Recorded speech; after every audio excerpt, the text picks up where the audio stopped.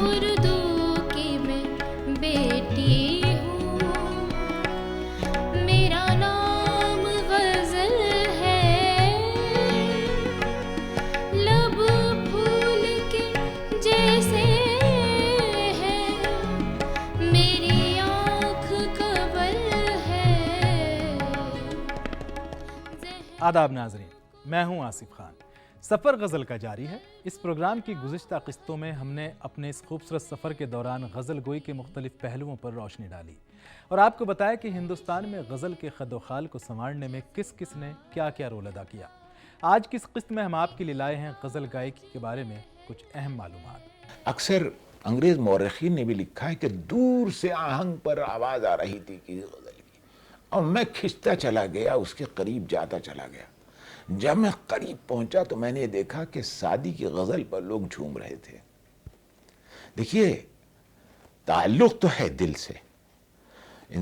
फितरी तौर पर मौसीकी तो असरअंदाज होती है, चाहे आप अब फिल्मों में दिखा देते हैं आपको जो माजरा, उससे हटके बात यह है कि कुछ पहर होते हैं, कुछ वक्त होता है जिसमें उसका तासुर होता है। हज़रत अमीर खुसरो ने जब गज़ल बनाई, जब लिखी हिंदवी गज़ल, तो उन्होंने उसमें किलास का रंग जो उनके अपने बनाए हुए राग थे, मिसाल के तौर पर फ़ारसी की गज़ल उनकी बड़ी मशहूर है। जिस गज़ल के लिए उन्होंने एक राग को ईजाद किया, राग शाहाना को, गज़ल बखूबी हम चूमे ताबिंदा बाश बमुल्के दिल बरी पाइंदा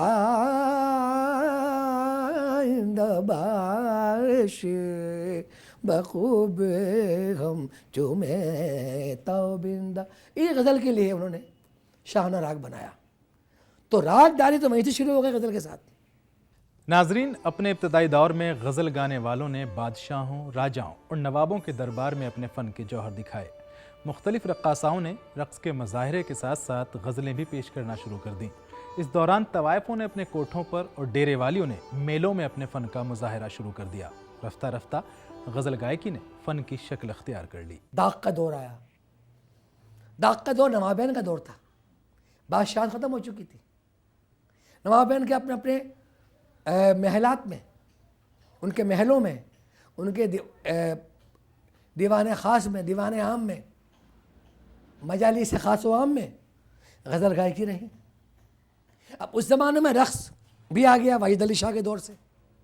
नवाब वाहिद अली शाह का दौर आ गया था, जिन्होंने असनाफ, दूसरे असनाफ में गज़ल गायकी के साथ साथ ठुमरी भी पैदा हुई इस दौर में, दादरा पैदा हुआ उस दौर में, मौसीकी को रक़्स में ढाला गया उस दौर में, गज़ल गायकी पे रक़्स हुआ उस दौर में। तो वह रंग बदलते बदलते अब मैं एक दाग की गज़ल का अंदाज़ पेश कर रहा हूँ जो उस ज़माने में था कि ज़बा हिलाओ तो हो जाए फैसला दिल का, अब आ चुका है लबों पर मामला। ये एक ठुमरी का अंदाज़ है गज़ल गायकी का। अब उसके बाद गज़ल आई तवाइफीन के कोठों पर, तवाइफों के कोठों पर आ गई निकल के। नवाबियन भी ख़त्म हो गए, बादशाह भी ख़त्म हो गई। अब वो आवाम को रोशनास कराने के लिए क्या हुआ, वहाँ तो ख़ासी आते थे लोग उनकी महफिलों में, यहाँ आम फहम लोग आने लगे गज़ल सुनने के लिए। जो तवाइफ़ों के हैं, जो कोर्टज़न थे उस ज़माने में, उन्होंने एक गज़ल गायकी को रंग दिया। अब उसका एक अंदाज़ पेश कर रहा हूँ मैं आपको। दाग की गज़ल। बवे तनती है खंजर हाथ में है, तन के बैठे हैं किसी से आज बिगड़ी है कि वो यूं बन के बैठे हैं। अब इसमें भाव हो रहा है, फनकार अपने भाव कर रही है, वो गज़ल भी गा रही है, तो अतिशा मज़ा आ रहा है सुनने वालों को। वो मुजरा जो कल अरबाब निशात की महफिल में चंद लोगों का के हिस्से में आता था, वो उमराव जान में रेखा के ज़रिए शहरियार की गज़लें जो आशा भोंसले और लता मंगेशकर ने गाई हैं मिसाल के तौर पे, उनको अगर आप देखें तो वो सारी दुनिया ने देखी। और मुजरा जो था और गज़ल, मुजरे के ज़रिए गज़ल गायकी जो थी जी, वो कितने बड़े ऑडियंस तक पहुंची। लेकिन नाजरीन, गज़ल गायकी को सबसे ज़्यादा उरूज मिला खुशगुलू फ़कीरों के ज़रिए। हर सुबह गांव और कस्बों में अपने हाथ में एक तारा लिए ये फ़कीर निकल पड़ते थे और अपनी दिलकश आवाज़ से आवाम की दिलजोई करते थे। इन फ़कीरों की आवाज़ में इतनी कशिश थी कि खुद मिर्ज़ा गालिब ने ख़त में लिखा है कि एक दिन एक फ़कीर गज़ल गाता हुआ उनके घर के पास से गुजरा तो उन पर अजीब किस्म का तासुर हुआ और उन्होंने फ़कीर से मांग कर दोबारा अपनी गज़ल लिखी। लेकिन नाजरीन, गालिब जैसे शायर की मकबूलियत सिर्फ़ और सिर्फ फ़कीरों की गायकी की मोहताज नहीं थी। ये भी एक हकीकत है। पहली बात तो ये कि जिस मुआशरे की आप बात कर रहे हैं उसके अंदर जो था तरसील और इबलाग के लिए शेर जो था बहुत बड़ा वसीला था। और एक बात आप समझ लिए, किसी के फ़कीर फ़ुक़रा के गाने से कोई बड़ा शायर नहीं हो जाता, ये भी ख्याल रखिए आप। बड़ा शायर होने के लिए ये बिल्कुल वो नहीं है कि फ़कीर फ़ुक़रा गाने लगें तो वो बड़ा हो जाएगा। लेकिन गालिब की अज़मत का मामला ये है कि गालिब जो है उसने हमारी शायरी को एक नई फ़िक्र दी, एक नई फ़िक्री असास दी, एक जदीद हमें सोच जो थी वो अता की, वो जहन अता किया। और सीधी सादी बात यह है कि उसने मुस्तक़बिल जो है उसका हर शेर जो है वो हमें एक मुस्तक़बिल से भी आशना करता है। मगर ये भी एक हकीकत है कि गज़ल को मौसीकी और मौसीकी को गज़ल ने कमाल अता किया और कितने ही शायरों ने गायकों और गायकों ने शायरों को हमेशा के लिए यादगार बना दिया। कुल्लू कुतुब शाह का दौर आया, वली दखनी का दौर आया, सिराज औरंगाबादी का दौर आया, मीर तकी मीर का दौर आया, ख्वाजा मीर दर्द का दौर आया। उसके बाद फिर वस्तनाफिश ये जो शायरी दुनिया में फैलती गई। फिर उन असातिज़ा के ज़माने से लेकर हर दौर में गज़ल गायकियों को नया रंग दिया गया। आवाम से रूशनास कराने के लिए, चूँकि गज़ल पढ़ना एक अलग है, मुशायरे में गाना, मुशायरे में पढ़ना एक अलग है और गज़ल गाना एक अलग है। उस्ताद विलायत खान गायक थे दिल्ली वालों में, हमारे उस्ताद चांद खान साहब के मामूल लगते थे। उनकी यह खूबी थी कि वो क्लासिकल तालों में गज़लें गाते थे। एक ताल में गज़ल गा रहे हैं, तिलवाड़े में गज़ल गा रहे हैं, 3 ताल में गज़ल गा रहे हैं, जो ख्याल गायकी के ताल हैं जिनमें बंदिश ख्याल की गाई जाती हैं, जब ताल में बंदिश गज़लें गा रहा है, ये उनकी खूबी थी। तो नाजरीन, ये था गज़ल गायकी का एक मुख्तसर सा तारुफ। तो जैसा कि आप जानते हैं, अब चलते हैं प्रोग्राम के उस हिस्से की तरफ जहां आपकी मुलाकात होगी एक शायर से, सुनवाएंगे उनकी गज़ल और होगी बज़्म साज़ व आवाज़। नाजरीन, वैसे गज़ल के लुग़वी मायने हैं अपने महबूब से बात करने के, या यूँ कहें कि औरतों से बात करने को गज़ल कहा गया। मगर जब औरतें ही शायरी करने लगें तो औरत से तो बात करेंगी नहीं। कुछ भी हो, औरतों को इजहार राय की आज़ादी मिलने के बाद बहुत सी शायरात ने जन्म लिया। उन्हीं में एक मोअज़्ज़िज़ नाम है मोहतरमा नसीम निखत का। डॉक्टर नसीम निखत लखनऊ के एक अदबी ख़ानदान में पली बढ़ी और लखनवी तहज़ीब के साए में ही उम्र की इन मनाजिल तक पहुँची। वो आज मुशायरों की दुनिया का एक जाना पहचाना चेहरा है। कुछ दिन एक सहाफ़ी की हैसियत से भी उन्होंने काम किया, लेकिन मुशायरों की मसरूफ़ियत ने उनकी सहाफ़त उनसे छीन ली। नसीम निखत दर्जनों ममालिक का दौरा कर चुकी हैं। हिंदुस्तान का कोई शहर ऐसा नहीं जहाँ के अवाम ने उनको दादो तहसीन से ना नवाजा हो। नाजरीन, हमारे मुआशरे में औरतों के लिए ख़ुद को मंज़र आम पर लाना और साबित करना बिल्कुल भी आसान नहीं रहा, मगर मोहतरमा नसीम निखत साहिबा ने ख़ुद को साबित भी किया और मनवाया भी। आइए उन्हीं से जानते हैं उनकी ज़िंदगी के कुछ अनछुए पहलुओं के बारे में। मैं बाराबंकी में पैदा हुई। मैं 1.5-2 साल की थी। मेरे फूफी फूफा ने मुझे अडॉप्ट किया, उनके बच्चा नहीं था। मेरी फूफी के घर का माहौल बहुत ही मतलब पर्दे वाला और बहुत ही नमाज रोज़ा ये वो, लेकिन शाम को पर्दे में बैठकर बैतबाजी होती थी, क्योंकि उस ज़माने में ये तफरीहात नहीं थी, टीवी और रेडियो ये सब नहीं होता था, और बहुत ही अदबी महफ़िलें होती थी। तो उधर मर्दाना, इधर औरतें, और पर्दा बीच में पड़ा हुआ है और बैतबाजी हो रही है। तो मेरा ज़हनी जो परवरिश मेरी हुई है, तो वो मेरे जहन में वहीं से कि ये शेर जहाँ पे कोई रुकता था तो मैं सोचती थी कि मैं बोल, लेकिन हमारे यहाँ बड़ों के बीच में बोलने की भी इजाज़त नहीं थी। तो मैं चुपके से कहती थी कि ये शेर मुझे याद है। तो ये शायद उस ज़माना मेरा 7-8 साल की उम्र रही होगी, 6-7 साल की, तब से ये तो परवरिश तो वहीं से हो गई, ज़हनी जिसे आप कहें। मेरी फूफी पर्दा करती थी लेकिन नावल लिखती थी, शेर लिखती थी, फ़ारसी बोलती थी और इस कदर अदबी मालूमात उनको थी, उन्हें बहुत शौक़ था। तो जाहिर सी बात है ज़हन तो मेरा पूरी तरह मुतासिर वहीं से हुआ, मैं कह सकती हूँ। या भी कुदरत ने मुझे इस माहौल में जान के भेजा। और फिर उसके बाद जहाँ मेरी शादी हुई, मेरे ससुर बहुत अच्छे शायर थे, वो भी बैतबाजी में शरीक होते थे, और डॉक्टर पांडे थे वो भी शायर थे। तो ये लोग शाम को जब बैठक होती थी नशिस्त, उसमें ये लोग शरीक होते थे। तो वहाँ से ही परवरिश हो रही है ज़हनी। और फिर मैं क्लास में शिरकत लेना चाहती थी तो इजाज़त तो नहीं थी। फूफी को बहुत मतलब ख़ुद वो शौक़ रखती थी, लेकिन मुझे उन्होंने कहीं भी इनकरेज नहीं किया, बहुत ही मना करती थी, सख्ती करती थी। तो मगर फिर भी जब एक शौक़ हो गया तो हो गया। नाज़रीन, डॉक्टर नसीम निखत के लिए शायरा होने के माने सिर्फ शेर व अदब से जुड़े रहना नहीं है, बल्कि उन्होंने शायरी करते हुए भी अपनी सारी जिम्मेदारियों को बखूबी निभाया। ससुराल में सपोर्ट था, शौहर का सपोर्ट था, तो मुझे फिर कोई पाबंदी नहीं थी। तो मैंने भी मुशायरे भी पढ़े और पढ़ते पढ़ते आज जिस मकाम पे हूँ। और तालीमी सिलसिला भी मेरा बाद में ही चला, क्योंकि मेरी शादी जल्दी हो गई थी, हाई स्कूल से खाली किया हुआ था। तो बाद में इंटर और बीए और एमए और पीएचडी, वो सारी तालीम मैंने शादी के बाद बच्चों के साथ, इवन मतलब घर में भी खाना बना रहे हैं और घर के काम भी मैंने किए। तो ये मैं नहीं समझती कि एक ही हिस्सा औरत कर सकती है ज़िंदगी का, कि सिर्फ मुशायरे पढ़े तो घरदारी नहीं। मैंने पूरी तौर से घरदारी भी निभाई, मैंने रिश्तों को भी निभाया। मेरे जितने रिश्ते हैं मेरा ख्याल से मैंने बहुत अच्छी तरह निभाने की कोशिश की, और मैं ही मजलूम होती हूँ, मेरे साथ कोई मजलूम नहीं बना। ये अल्लाह का करम है। मोहतरमा नसीम निकत साहिबा ने औरत होने के दर्द को भी अपनी शायरी में बड़े ही बेबाक अंदाज में पिन्हा किया और निस्वानी जज्बात और एहसासात की तर्जुमानी खुले दिल से की। कुछ आप बीती होती है, कुछ जग बीती होती है। जैसे हमने अपने माशरे में देखा, अपने सोसाइटी में देखा कि औरतों के साथ ज़्यादती हो रही है, ऐसा हो रहा है, तो उसे कुछ महसूस करके या कुछ अपने उसमें जज्बात भी शामिल हैं, तो पूरा अपने ऊपर नहीं कहा, लेकिन कहा है, कहने की कोशिश की है। जैसे मेरा एक शेर बहुत लोगों को पसंद आता है कि जिस घर में मेरे नाम की तख्ती भी नहीं है, जिस घर में मेरे नाम की तख्ती भी नहीं है, एक उम्र उसी घर को सजाने में गुजर जाए, एक उम्र उसी घर को सजाने में गुजर जाए।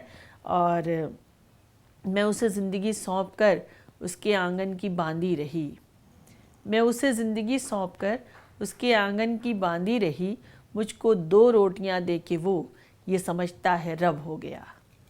तो मतलब एक सोच है, एक फ़िक्र है, एक औरतों के साथ जो हालात हैं उसको मैंने पेश करने की कोशिश की है, और बहुत कुछ कहा है इस बारे में मैंने।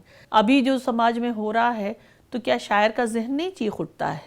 चीख उठता है। हम शेर कहते हैं और हमने कहे हैं, जब भी कुछ होता है। अभी देखिए कई साल पहले हम टीवी देख रहे थे और उसमें जयपुर का दिखा रहे थे कि कन्या भ्रूण इतने इतने दिखा रहे थे कूड़े पे पड़े हुए। तो मैंने उस वक्त एक गज़ल कही थी, और उस वक्त मैंने वो शेर कहा था कि हमारे कातिल से कोई पूछे भला हमारा कसूर क्या है, जो रहमे मादर में मारते हो ख़ता हमारी हुजूर क्या है। उस वक्त मैंने गज़ल कही थी। अब वो बाद में लोगों ने बहुत चलाया, रहमे मादर, हर अखबार में आपको ये वर्ड मिल जाएगा, लेकिन मैंने उस वक्त कहा था जब ये रहमे मादर चलन में नहीं आया था। बाद में हर उर्दू बोलने वाले की ज़बान पे रहमे मादर आ गया। मुझे तो खुशी है, अच्छा है, क्योंकि मैंने तो कवि सम्मेलनों में बता के कि भाई रहमे मादर माँ के गर्भ को कहते हैं, माँ के गर्भ में जो बच्चा भ्रूण होता है तो माँ के गर्भ को कहते हैं, बताया, एक्सप्लेन किया मैंने। नाज़रीन, शायरी के लिए एक और अलमिया है। लोग तरन्नुम को ही शायरी समझते हैं, और औरत होने के नाते मोहतरमा नसीम निखत साहिबा के लिए सामईन की मांग क्या मायने रखती है, खुद उन्हीं से पूछते हैं। बिल्कुल नहीं, ये सोच है। आप ये बताएं, हमारे अवामी मुशायरे जो अवाम से जुड़े हैं, अवाम में ज़ाहिर सी बात सब पढ़े लिखे लोग तो नहीं होते, लेकिन जो पढ़ा लिखा तबका होता है वो कदर करता है शेर की। आप 50 जगह मुशायरों में मैं आपको बताऊं कि मैंने तहत में मैं पढ़ती हूँ, उसके बाद मैंने तरन्नुम शुरू किया तो वो कहते हैं साहब आप तहत में ही सुनाइए। तो या तो मेरा तरन्नुम इतना ख़राब है और या तो उनको मेरा तहत इतना अच्छा लगता है। बल्कि मेरी शायरात भी कहती हैं कि तहत में तुम्हारा जवाब नहीं। तो कुछ तो है तहत में जो मैं पढ़ती हूँ तो वो कहते हैं तहत में तुम्हारा जवाब नहीं। उम्मीद है आपको डॉक्टर नसीम निकत साहिबा की ये गुफ्तगू पसंद आई होगी। आइए अब आपको सुनवाते हैं उनकी गज़ल। बस क्या है कि जो हम पे गुजरी है जाना तुम्हें बताएं क्या, जो हम पे गुजरी है जाना तुम्हें बताएं क्या, ये दिल तो टूट गया हम भी टूट जाएं क्या, ये दिल तो टूट गया हम भी टूट जाएं क्या, चराग होने की मिलती हैं ये सज़ाएं क्या, चराग होने की मिलती हैं ये सज़ाएं क्या, बुझा के मानेंगी हमको भी ये हवाएं क्या, बुझा के मानेंगी हमको भी ये हवाएं क्या, और हमारे चारों तरफ हादसे हुए लेकिन, हमारे चारों तरफ हादसे हुए लेकिन, हमें बचाती हैं माँ बाप की दुआएं क्या, हमें बचाती हैं माँ बाप की दुआएं क्या, हमारे चेहरे के दागों पे तंज करते हो, हमारे चेहरे के दागों पे तंज करते हो, हमारे पास भी है आईना दिखाएं क्या,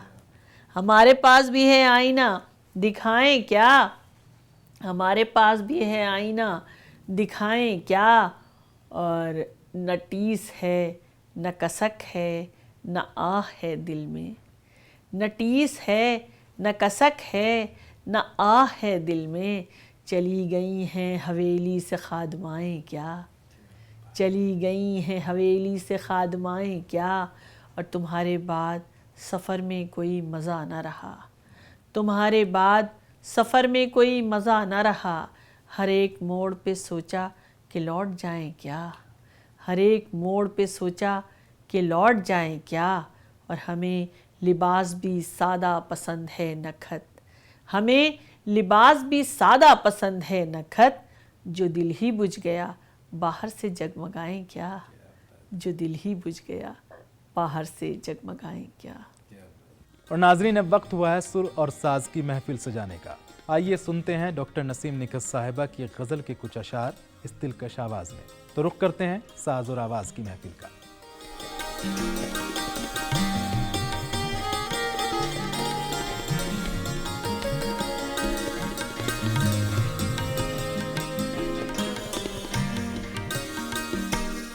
कहीं दिन गुजर गया है, कहीं रात कट गई है, कहीं दिन गुजर गया है,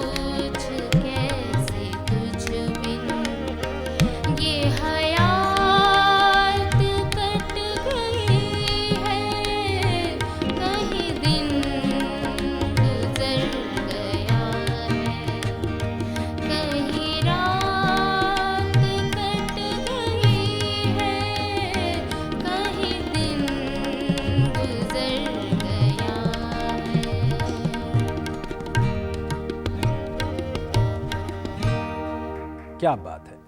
तो नाजरीन, आपने देखा मर्दों ने तो ख्वातीन के हुस्न व जमाल की सदियों तक तारीफ़ व तौसीफ़ की, लेकिन जब ख्वातीन ने शायरी शुरू की तो उन्होंने हुस्न व जमाल का पैमाना ही बदल दिया। तो नाजरीन, उम्मीद है आपको हमारी आज की ये पेशकश भी बेहद पसंद आई होगी। आसिफ खान को दीजिए इजाज़त, अगले हफ्ते गज़ल का सफ़र जारी रहेगा। खुदा हाफिज़। उर्दू की मैं बेटी हूँ, मेरा नाम गज़ल है। उर्दू की मैं बेटी